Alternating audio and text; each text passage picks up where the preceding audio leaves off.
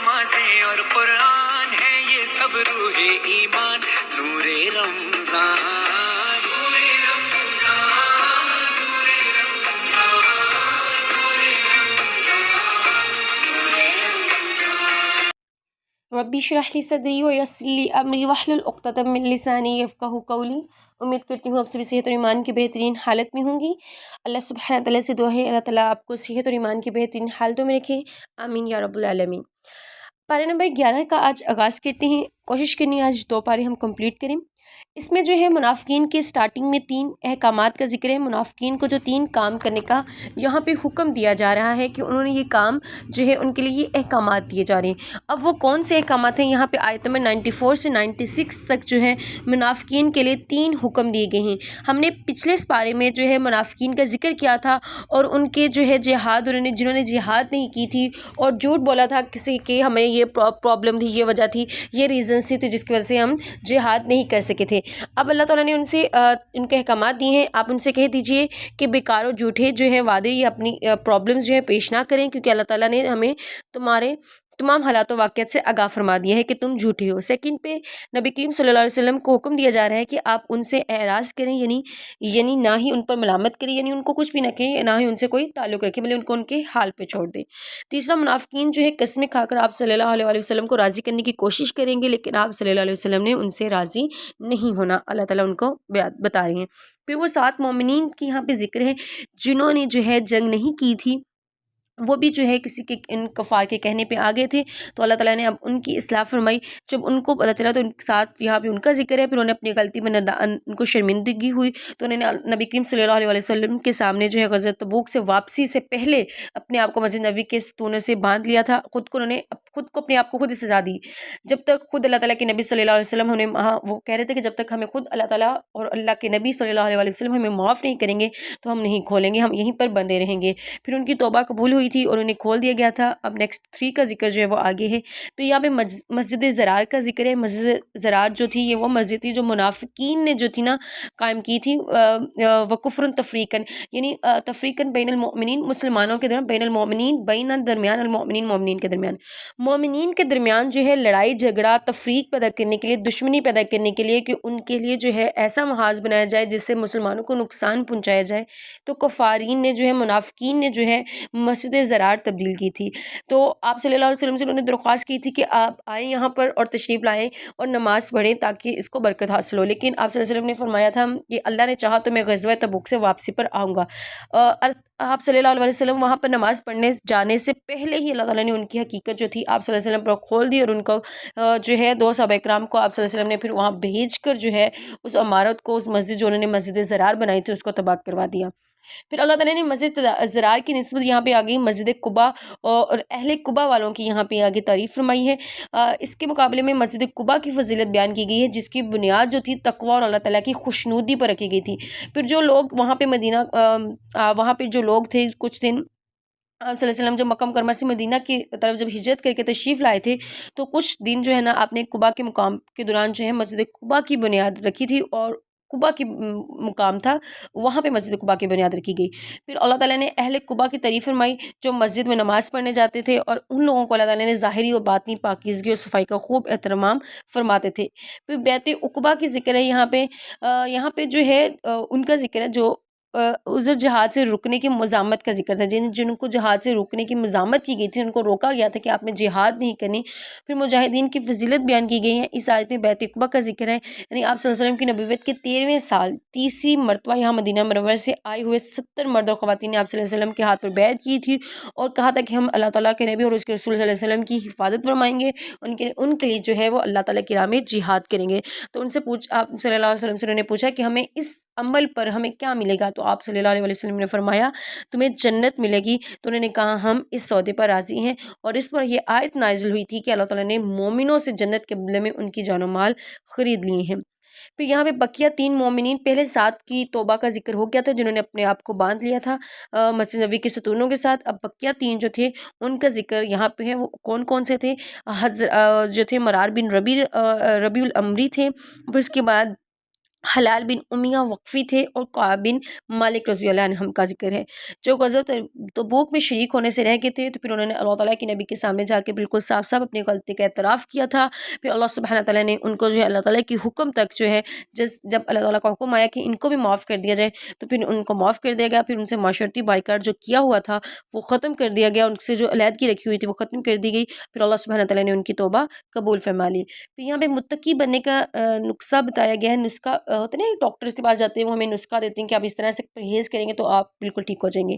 تو یہاں پہ اللہ سبحانہ تعالیٰ نے متقی بننے کا کہ آپ متقی یعنی پرہیزگار کس طرح بن سکتے ہیں، یا الذین آمنوا اتقوا اللہ وکونوا مع الصادقین، بے شک اللہ تعالیٰ متقیوں کے ساتھ ہے، جو خدا سے ڈرتے ہیں، جو ایمان کو جو ہے اپنے اندر سمائے رکھتے ہیں اللہ سبحانہ تعالیٰ کی، اور مع الصادقین، اور سچ بولتے ہیں، یعنی صادق بات کہتے ہیں، جھوٹ نہیں بولتے، جہاں پہ اپنا مفاد نظر آتا ہے وہاں پہ جھوٹ بول دیں یا کچھ ایسا کریں، ایسا نہیں کرتے۔ اور اس کے بعد تنہائی میں بھی پاک باز رہتے ہیں۔ اکثر ہم کہتے ہیں نا تنہا جب ہوتے ہیں، کہتے نہیں، بالکل ایک ریالٹی ہے کہ جب ہم انسان تنہا ہوتا ہے نا تو شیطان جو ہے سب سے زیادہ اس کے ساتھ ہوتا ہے، وہ پوری کوشش کر رہا ہوتا ہے کہ اس سے ہم کچھ ایسا کروائیں جس سے جو ہے اللہ کی ناراضگی کا سبب بن جائے۔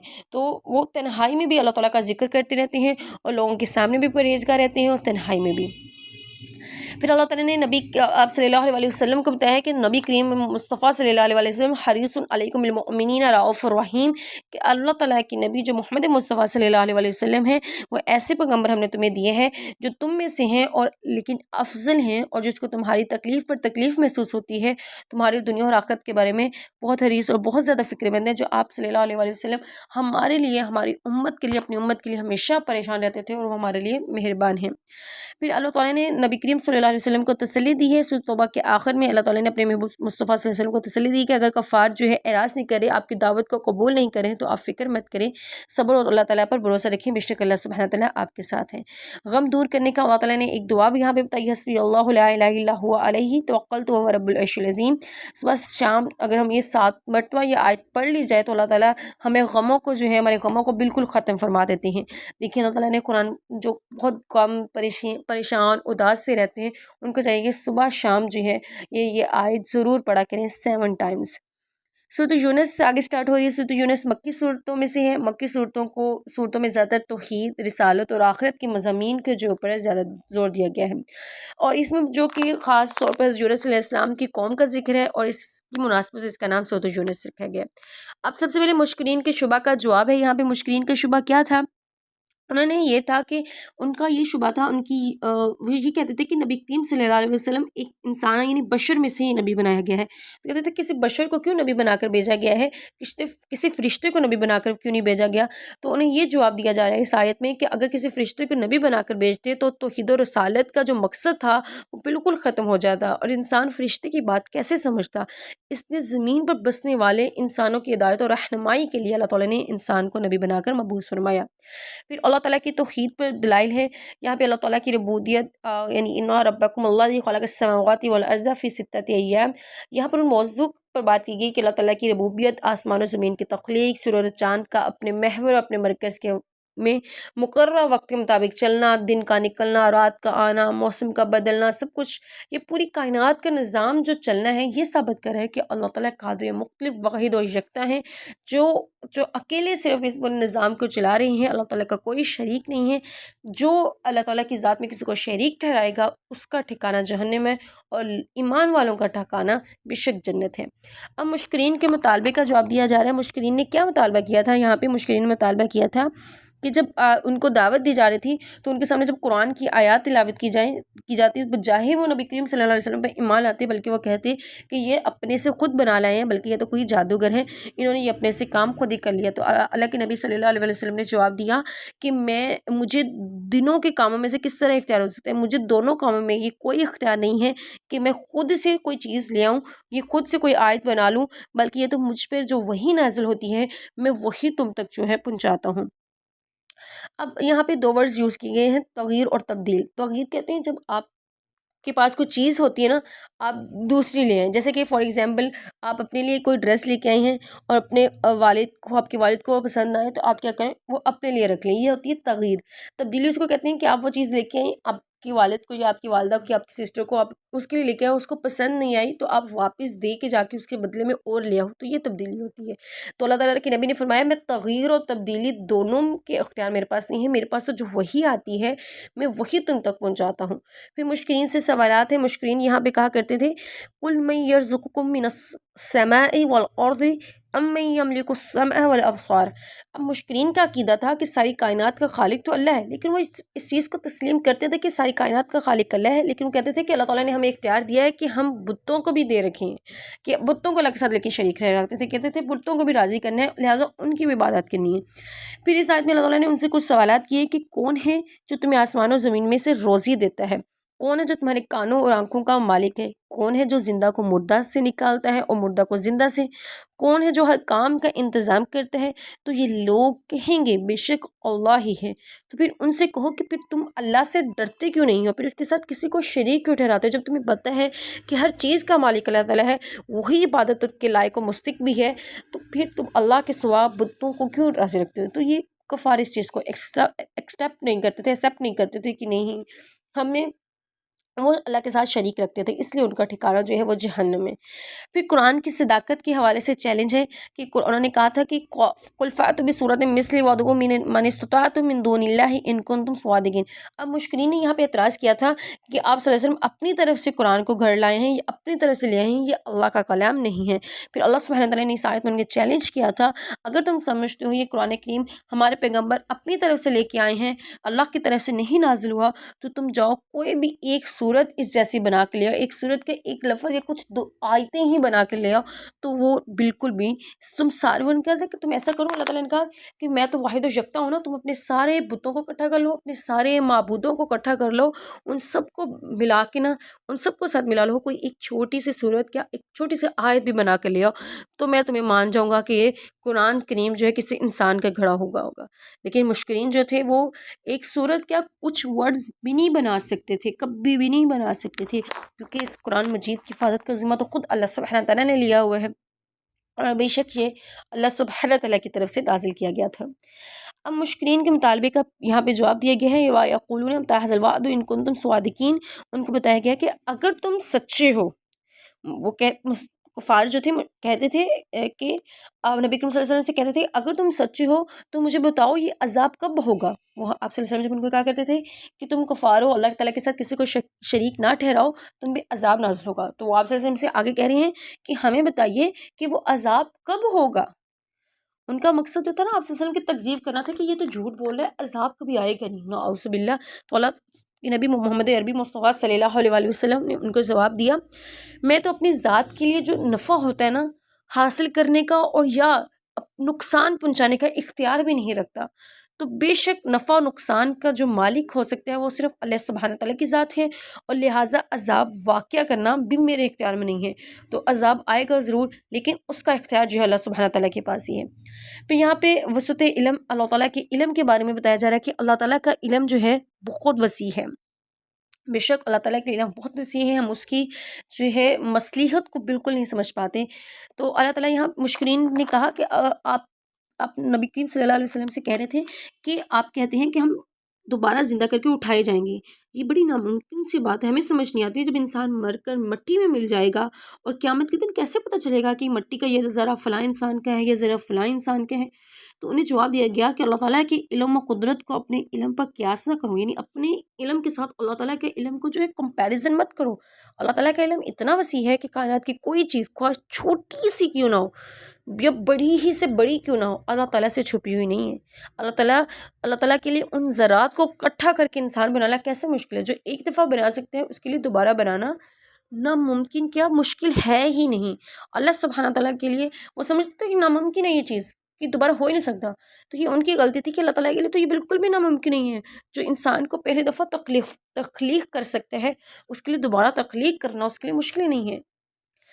پھر یہاں پہ قصہ نوح علیہ السلام کا قصہ آتا ہے کہ نوح علیہ السلام جو تھے انہوں نے اپنی قوم کو بار بار جو ہے توحید کی دعوت دی، لیکن انہوں نے بار بار ان کو جھٹلایا اور ان پہ جو ہے ان پہ ایک طوفان آیا تھا جس میں وہ غرق ہو گئی۔ پھر داستان موسیٰ علیہ السلام ہے، موسیٰ علیہ السلام اور فرعون کا ذکر ہے کس طرح سے اللہ تعالیٰ نے فرعون کو جو ہے غرق کیا اور اس کی قوم کو غرق کیا، لیکن اللہ تعالیٰ نے فرعون کے بدن کو محفوظ کر لیا تاکہ جو قیامت تک آنے والے انسانوں کے لیے ہے کہ وہ عبرت حاصل کریں، اور جو ہے وہ جو شخص خدائی یا بادشاہی کا دعویٰ کرے تو اللہ تعالیٰ کہتے ہیں اس سے عبرت حاصل کرے اور دیکھیں کہ اس کا انجام کیا ہوا تھا۔ پھر قصہ یونس علیہ السلام ہے، گزشتہ آیات میں جو تھا، پریویس آیات میں، انسان کا جو ہے ایمان اسی وقت قبول ہوتا ہے جب وہ موت سے پہلے جو ہے عذاب آنے سے پہلے جو ہے وہ ایمان لے آئے، اللہ تعالیٰ سے توبہ کر لے۔ لیکن سابقہ امتیں جو تھیں، جتنی بھی امتیں تھیں، انہوں نے وہ ایمان نہیں لائی تھی، اس عذاب کا شکار ہو گئی تھی، لیکن عذاب کے آنے سے پہلے بھی وہ جو ایمان لے، لیکن حضرت یونس علیہ السلام کی قوم ایسی قوم تھی جو عذاب کے نازل ہونے سے تھوڑی پہلے انہوں نے سچی توبہ کر لی تھی اور ایمان لے آئی تھی، اور ان کا ایمان جو تھا وہ قبول ہو گیا تھا اور انہیں عذاب سے بچا لیا گیا تھا۔ پھر نبی کا کام صرف تبلیغ ہے، یہاں پہ نبی کا کام بتایا جا رہا ہے کہ نبی کا کام صرف تبلیغ ہے، لوگوں کو بات سمجھانا ہے کہ لوگ تمہارے پاس تمہارے رب کی طرف سے حق آ گیا ہے، اب جو شخص ہدایت کا رستہ اپنائے گا اسی کا ہدایت کو پہنچے گی اور وہی فائدہ اٹھائے گا، جو گمراہی کی اختیار کرے گا اس کے لیے نقصان ہوگا۔ وہ انسان جو خود اپنے کاموں کا ذمہ دار ہوتا ہے۔ اگر ہم کہتے ہیں کہ ہمیں اللہ تعالیٰ سے تکلیف آ رہی ہے، پریشانی، مشکلات آ رہی ہیں، انسان خود ان چیزوں کا ذمہ دار ہوتا ہے۔ اللہ تعالیٰ نے تو راستے صراط مستقیم کا رستہ اور گمراہی کا رستہ بالکل ہمارے سامنے رکھتی ہے، اب ڈپینڈنس ہم پہ ہے کہ ہم نے کون سا رستہ چوز کرنا ہے، ٹھیک ہے۔ آگے جو ہے پارہ نمبر 12 میں وَمِن دَابَّةٍ میں اللہ تعالیٰ نے رزق صرف اللہ تعالیٰ کی ذات کے لیے ہے۔ یہاں پہ بتایا گیا ہے کہ چرند پرند انسان خواہ جہاں بھی بری بحری، سب کو رزق دینے والی ذات صرف اللہ تعالیٰ ہے۔ اگر آپ کسی کو رزق دے دیتے ہو یا کسی کو کھانے دے دیتی ہو تو یہ احسان مت جتلاؤ کہ میں نے تمہیں کھلایا ہے۔ میں والدین سے بھی کہتی ہوں کہ بچوں کو مت یہ احسان جتلایا کریں کہ میں نے تمہیں کھانے کو دیا ہے، یا اپنے بہن بھائی دوسرے کا احسان مت جتلائیں میں نے یہ چیز تمہیں دلائی ہے، بھی تم اس قابل کس نے کیا تمہیں اس قابل؟ یہ اللہ تعالیٰ نے تمہیں وسیلہ بنایا ہے، یہ اللہ تعالیٰ کی طرف سے ہے کہ تم اس قابل بنے ہو کہ تم اس کی مدد کر سکو، اس کو کچھ کھلا سکو، ورنہ رزق جو ہے ہر ایک چیز جو ہے، ہر ایک انسان چرند پرند تک جو ہے اللہ تعالیٰ ہی پہنچاتے ہیں، یہ اللہ تعالیٰ کے علاوہ کسی اور کی بس میں نہیں ہے۔ پھر تخلیق کائنات کا ذکر ہے، وَهُوَ الَّذِي خَلَقَ السَّمَاوَاتِ وَالْأَرْضَ فِي سِتَّةِ أَيَّامٍ وَكَانَ عَرْشُهُ عَلَى الْمَاءِ لِيَبْلُوَكُمْ أَيُّكُمْ أَحْسَنُ عَمَلًا۔ آپ نے غور کیا ہوگا کہ اللہ تعالیٰ نے جب بھی اس آسمان کی تخلیق کی ہے، وَالْأَرْضِ فِي سِتَّةِ أَيَّامٍ کے ذکر کیا ہے۔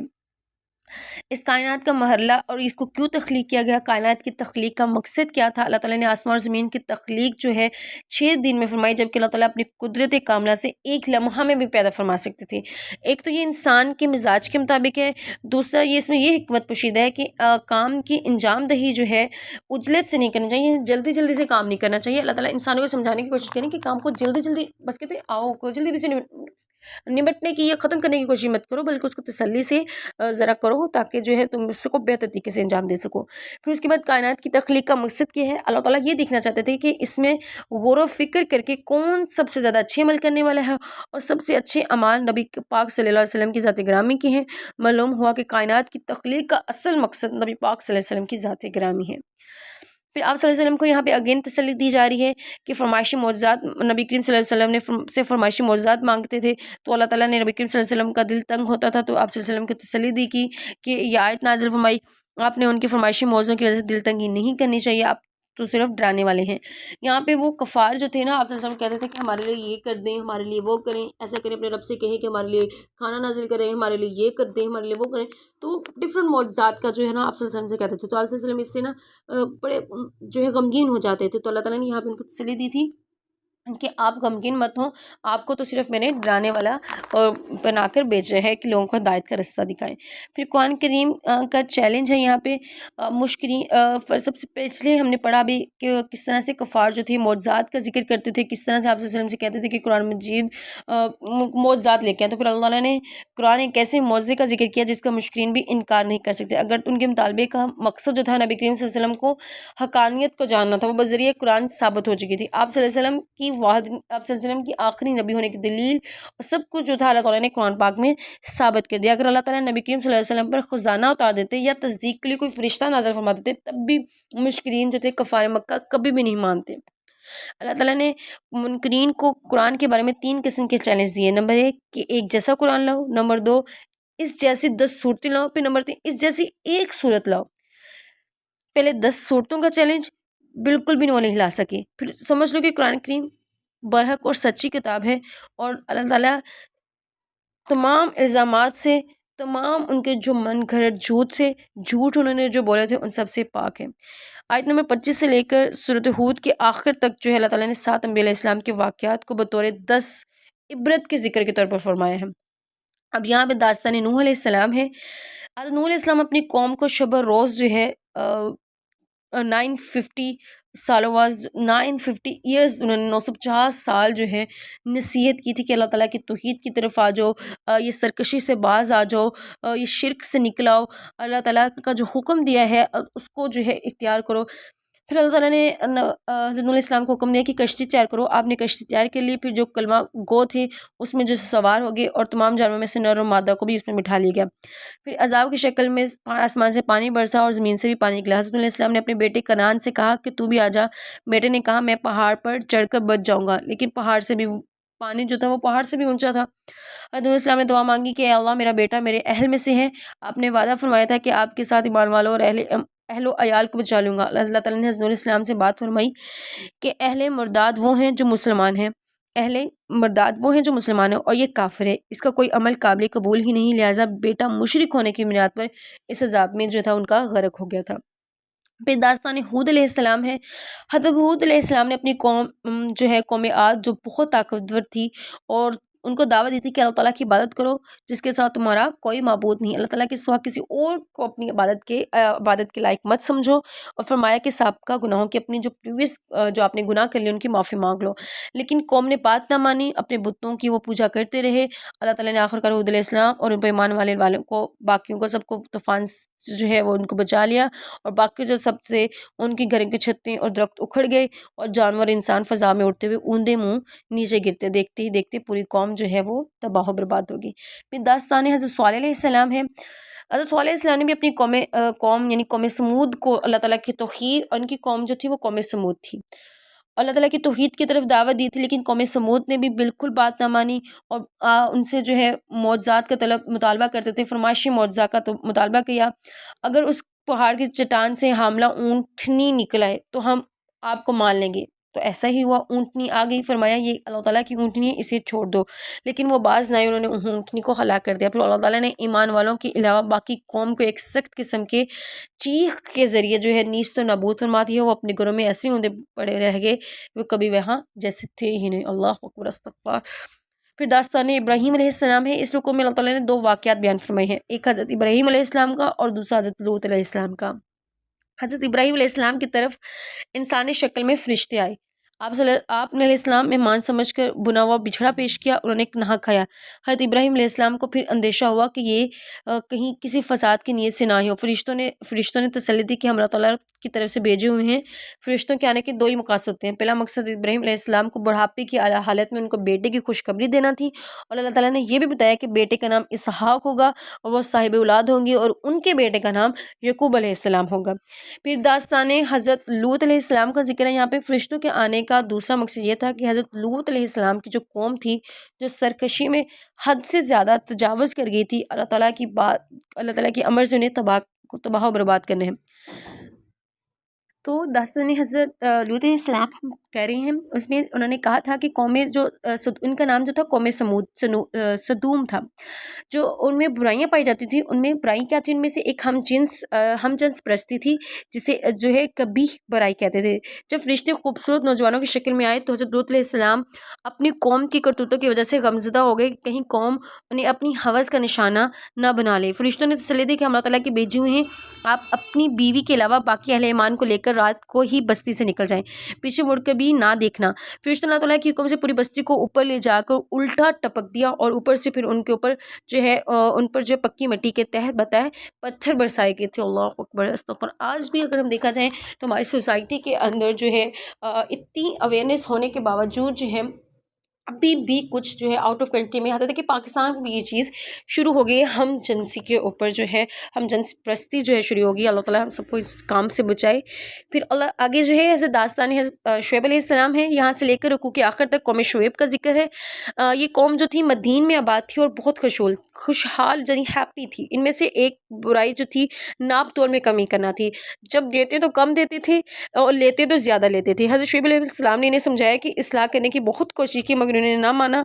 आखिरकार हज़रत शुएब अलैहिस्सलाम और इन पर ईमान लाने वालों के अलावा बाकी कौम को एक सख्त किस्म की चीख के ज़रिए जो था उनको नीस्तो नबूद कर दिया जाए।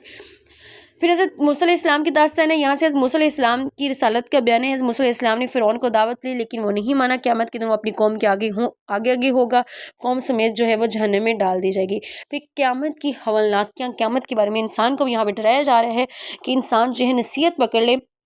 यौम याती ला तकल्लमु नफ्सुन इल्ला बिइज़्निही फमिनहुम शक़िय्युन व सईद।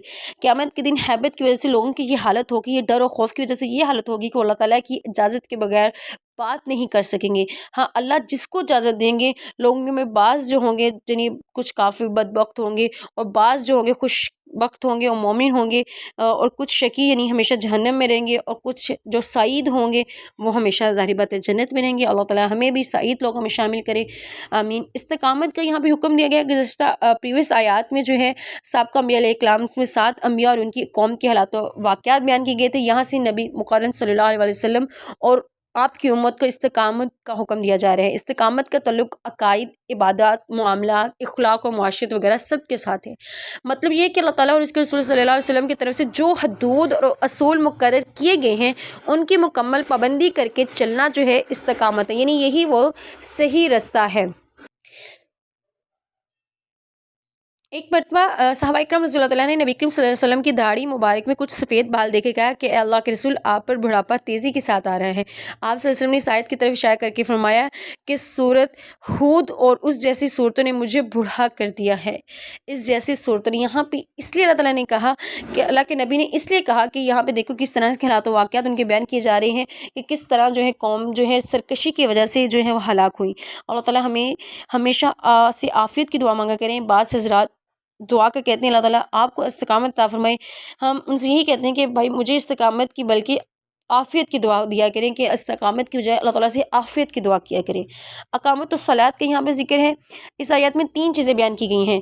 अक़ामतुस्सलात तरफ़ा फ़िन्नारि व ज़ुल्फ़न मिनल लैल इन्नल हसनात युज़हिब्न सय्यिआत। इस आयत में 3 चीज़ें बयान की गई। अक़ामतुस्सलात का हुक्म, औक़ात नमाज का हुक्म और अक़ात सलात का फ़ायदा, यानी फ़र्ज़ नमाज़ों को वाजिबात और सुन्नन मुस्तजाबात और आदाब का ख्याल रखते हुए अदा करना। यहाँ 4 नमाज़ों का जिक्र है, फ़जर, असर, मग़रिब और इशा। नमाज ज़ोहर का जिक्र दूसरी आयत में मौजूद है। नमाज अदा करने के फ़ायदा ये है कि ये इंसान के गुनाहों को मिटा देती है। फिर साबिक़ा अंबिया अलैहिस्सलाम की कसस बयान करने का हुक्म है। सूरत हूद में मुख्तलिफ़ मक़ामात पर अंबिया अलैहिस्सलाम की कसस और उनकी अक़वाम के वाक़यात को बयान किया गया है, और आखिर में भी उनकी कसस की हिकमतों को बयान किया जा रहा है। और नबी करीम सल्लल्लाहु अलैहि वसल्लम के वाक़यात के बयान से फिर नबी करीम सल्लल्लाहु अलैहि वसल्लम को तसल्ली दी जा रही है साबिक़ा अंबिया के वाक़यात से कि आप अपने दिल को मुतमईन कर लें। आप सल्लल्लाहु अलैहि वसल्लम की उम्मत के लिए भी इसमें नसीहत और मौज़त और इबरत मौजूद है। आगे हमारे पास सूरत यूसुफ़ शुरू हो रही है। इस सूरत में हज़रत यूसुफ़ अलैहिस्सलाम का वाक़या बयान किया है, जिसकी मुनासिबत से इसका नाम सूरत यूसुफ़ रखा गया है। यहूदियों ने नबी करीम सल्लल्लाहु अलैहि वसल्लम से सवाल किया कि जो बनी इसराइल यानी फ़लस्तीन से मिस्र जाकर कैसे आबाद हुए। यहूदियों का मकसद ये था सवाल का कि मोहम्मद सल्लल्लाहु अलैहि वसल्लम के पास इसका जवाब नहीं होगा, वो तो उनकी तकज़ीब करना हमारे लिए आसान होगी। लेकिन अल्लाह ताला ने उनकी जवाब में ये पूरी सूरत नाज़िल फरमा दी। चंद एक मुश्तरक आयात जो थी ये थी नबी करीम सल्लल्लाहु अलैहि वसल्लम यूसुफ़ अलैहिस्सलाम के दरमियान बहुत सी चीज़ों में मुशाबत रखती हैं। यूसुफ़ अलैहिस्सलाम के भाई ने आपसे हसद करके तकलीफ़ मुंजाई, बिलाखिर यूसुफ़ अलैहिस्सलाम को हासिल हुआ। और इस तरह कुरैश मक्का ने आप सल्लल्लाहु अलैहि वसल्लम को बहुत तकलीफ़ें दी थी, और बिलाखिर फ़तेह मक्का की सूरत में गलबा आप सल्लल्लाहु अलैहि वसल्लम को हासिल हुआ। यूसुफ़ अलैहिस्सलाम ने अपने भाइयों को माफ़ करते हुए इंतकाम नहीं लिया। इस तरह नबी करीम सल्लल्लाहु अलैहि वसल्लम ने फ़तेह मक्का के मौके पर कुरैश को माफ़ कर दिया। इस तरह से और भी बहुत सी जो हैं वो इनके अंदर कॉमन चीज़ें जो हैं वो रिलेटेड है। फिर किस्सा बेहतरीन किस्सा इसको करार दिया गया, नहनु नक़ुस्सु अलैका अहसनल क़ससी बिमा औहैना इलैका हाज़ल कुरान। हज़रत यूसुफ़ अलैहिस्सलाम के वाक़े को अहसनुल क़सस इसलिए तबीर किया फरमाया गया है कि इसमें नसीहत, एडवाइस और उसके बाद सीरत और तक़वा का जो है हुकूमत के जो रूल्स हैं और मुआशी खुशहाली की तदबीरें हैं, इन सब की जो है बड़ी जामियत के साथ जो है इसको बड़ा एक्सप्लेन के साथ इसको बयान किया गया है। हज़रत यूसुफ़ अलैहिस्सलाम का ख्वाब है। सबसे पहले यूसुफ़ अलैहिस्सलाम ने ख्वाब देखा, जिसका जो तज़किरा उन्होंने अपने वालिद मोहतरम से किया कि मैंने 11 सितारे, एक सूरज और एक चाँद मुझे सजदा करने हैं। हज़रत याकूब अलैहिस्सलाम ने ज़िक्र किया कि अपने ख्वाब की तबीर समझ गए थे, लेकिन उन्होंने कहा कि 11 भाई वालिद और वालिदा किसी वक्त उनके मतियाँ फरमाबरदार हो जाएंगे। लेकिन यूसुफ़ अलैहिस्सलाम की पहली बीवी से 10 बेटे थे और दूसरी बीवी से 2 बेटे यूसुफ़ अलैहिस्सलाम और बिन्यामीन थे। फिर यूसुफ़ अलैहिस्सलाम की तदबीर यूसुफ़ अलैहिस्सलाम ने फरमाया कि बेटा अपने ख्वाब जो है अपने भाइयों से मत बयान करना, मुमकिन है वो सौतेले भाई हैं तुम्हारे से हसद करने लगे। اب یوسف علیہ السلام کے بھائیوں کو بالکل ان سے حسد تھا، پھر حسد کی وجہ سے وہ کسی طریقے سے چاہتے تھے کہ خواب معلوم ہو جائے، تو حسد کرنے لگے، وہ کہنے لگے کہ ہم عمر، طاقت و تعداد میں بھی زیادہ ہیں، والد گرامی کی مدد تو ہم کر سکتے ہیں، اس لیے ہمیں زیادہ محبت ہم سے ہونی چاہیے۔ تو یوسف علیہ السلام کے انہوں نے قتل کا منصوبہ بنایا۔ یہاں سے لے کر آیت نمبر 21 تک کا خلاصہ جو ہے وہ یہ ہے کہ پھر ان بردرز نے آپس میں مشورہ کیا کہ اسے قتل کر دیا جائے یا پھر کسی کنویں میں ڈال دیں۔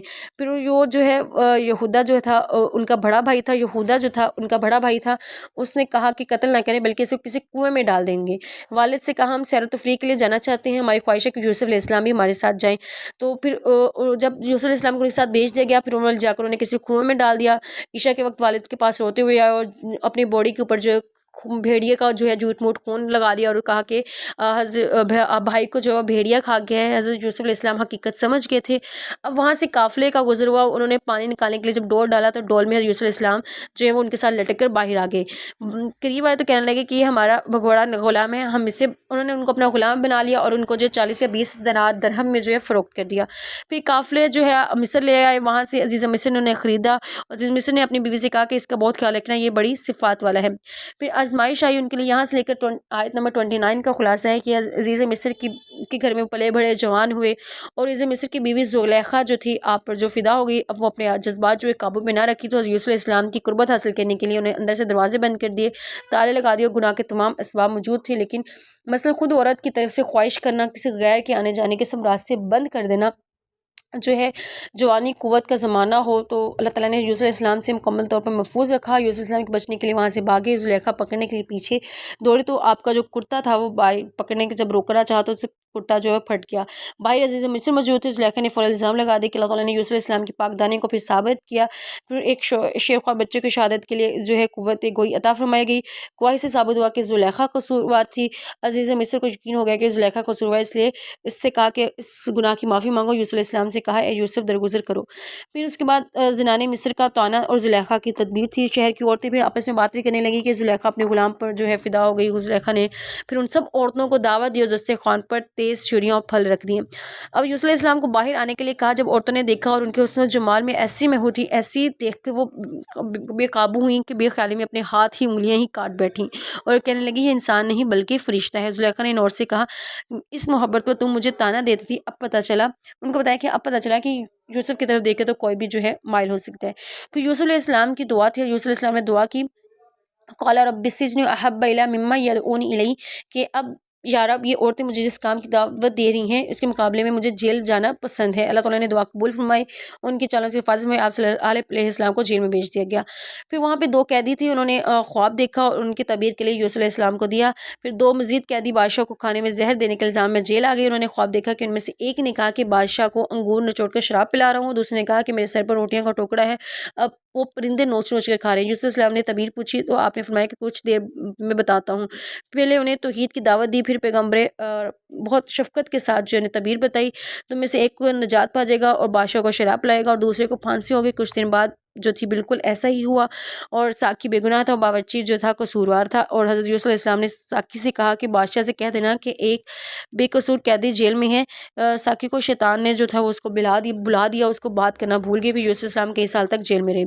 پھر بادشاہ نے ایک خواب دیکھا اور اس کا ذکر کیا اور ان کا ذکر کیا کہ اس کی کوئی تعبیر بتائے، لیکن کوئی اس کی تعبیر نہیں بتا پا رہا تھا، تو سب پریشان تھے، الجھے ہوئے تھے، تو ہم خوابوں کی تعبیر سے واقف نہیں ہے۔ تو اس ساقی کو یوسف علیہ السلام کی وہ بات یاد آ گئی، اس نے کہا کہ بادشاہ سلامت، میں جیل میں ایک آدمی ہے جو سچا ہے اور تعبیر بھی درست بتاتا ہے۔ یوسف علیہ السلام نے تعبیر بتائی کہ 7 سال کھیتی باڑی کر کے جو ہے اناج محفوظ کروں گے اور اس کے بعد 7 سال جو ہے قحط سالی کے آئیں گے، اور قحط سالی کے ان 7 سالوں کے بعد جو ہے پھر بارشیں ہوں گی اور دوبارہ ہریالی اور فصلیں ہوں گی۔ بادشاہ بہت خوش ہوا اور یہ میرے خواب کی صحیح تعبیر ہے۔ یوسف علیہ السلام کی پھر رہائی کا ذکر رہتا ہے۔ بادشاہ نے کہا کہ اسے بلاؤ، یہ عام آدمی نہیں ہے بلکہ بہت ہی عظیم شخص ہے۔ یوسف علیہ السلام نے فرمایا کہ میں بعد میں آؤں گا۔ بادشاہ سے کہو پہلے ان عورتوں کے معاملات کی تحقیق کریں جنہوں نے اپنی انگلیاں کاٹ ڈالی تھی۔ بادشاہ نے ان سب عورتوں کو بلا کر پوچھا تو انہیں یوسف علیہ السلام کی بے گناہی کی واضح الفاظ میں گواہی دی، اور زلیخا نے بھی اقرار کیا کہ اصل غلطی میری تھی، یوسف علیہ السلام سچے تھے۔ اور اس کے بعد حضرت یوسف علیہ السلام کے پاس جو ہے بادشاہ کے پاس رہنے لگی، اور وہ عائشہ نے جو ہے مصر میں ان کو یعنی جو ہے بادشاہ نے اپنی جگہ پہ جو ہے یوسف علیہ السلام کو مقرر فرما دیا۔ تو پارہ نمبر 12 یہاں پہ ہمارا مکمل ہوتا ہے۔ اللہ تعالیٰ ہمیں اس کو صحیح طریقے سے سمجھنے کی اور اس پر عمل کرنے کی توفیق عطا فرمائے۔ وآخر دعوانا ان الحمد للہ رب العالمین۔